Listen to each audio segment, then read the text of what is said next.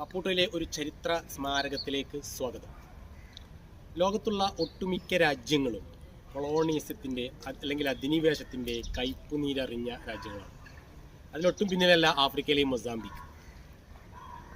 ഏകദേശം 5 നൂറ്റാണ്ട് കാലം പോർച്ചുഗീസുകാർ കോളനിയാക്കി അടക്കി ഭരിച്ച ഒരു രാജ്യമാണ് മൊസാംബിക്.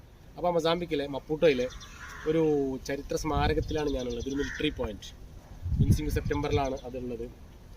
അപ്പോൾ ഇവിടെ ആ സമയത്ത് അവരുമായി യുദ്ധം ചെയ്യാൻ വേണ്ടി മിലിറ്ററിക്കാർ ഉപയോഗിച്ചിരുന്ന കാര്യങ്ങളും അതിൻ്റെ മിലിറ്ററി ലീഡേഴ്സിനെല്ലാം ഇവിടെ നല്ല സെറ്റായിട്ട് സംരക്ഷിച്ചു പോരുന്നുണ്ട്. അപ്പോൾ നമുക്ക് ആ വീഡിയോ കാണാം. ഫസ്റ്റ്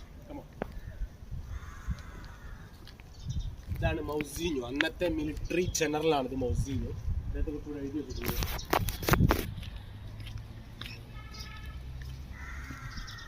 സ്റ്റാച്യു ദി മൗസീനോ അൽ ബുക്കറേക്ക് 1855 മുതൽ 1902 വരെ. പിന്നെ ഇത് തൊട്ടടുത്ത് വേറെ സ്റ്റാച്യു ഉണ്ട്. ഇവിടുത്തെ ഗവർണറാണ്, പഴയ ഗവർണറായിരുന്നു ആ സമയത്തുള്ള ഗവർണർ.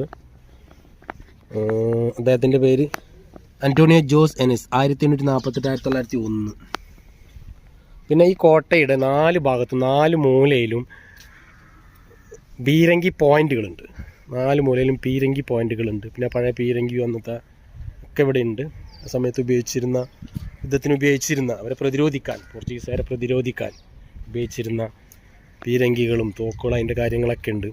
കാരണം എന്താ, ഈ തൊട്ടടുത്താണ് ഇന്ത്യൻ മഹാസമുദ്രം. ഇതിന് തൊട്ടടുത്ത റോഡ് കഴിഞ്ഞാൽ ഇന്ത്യൻ മഹാസമുദ്രം. അപ്പോൾ അതിനായിരുന്നു കപ്പൽ വഴി വന്നിരുന്നത്. ഇപ്പോൾ ഇത് വേറൊരു മ്യൂസിയം പോലെ അവർ സെറ്റ് ചെയ്തിട്ടുണ്ട് പണ്ടത്തെ കാര്യങ്ങൾ. ഇവിടെയൊക്കെ സെറ്റ് ചെയ്തിട്ടുണ്ട്.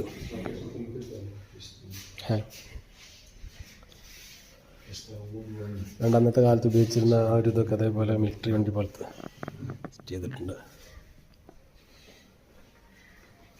ഇൻഡിപെൻഡൻസ് ദി മൊസാംബിക്, മൊസാംബിക്കിലെ സ്വാതന്ത്ര്യത്തിൻ്റെ ആ ഒരു ഓർമ്മ.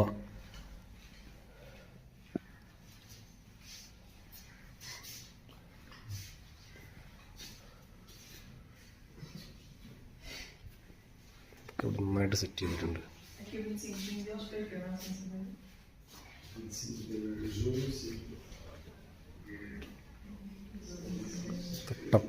തൊട്ടപ്പുറത്തൊരു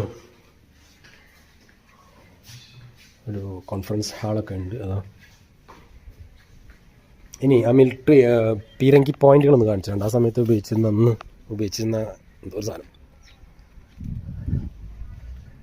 ആ മിലിറ്ററി പോയിന്റ് ഒന്ന് കാണിച്ചാണ് ജസ്റ്റ്.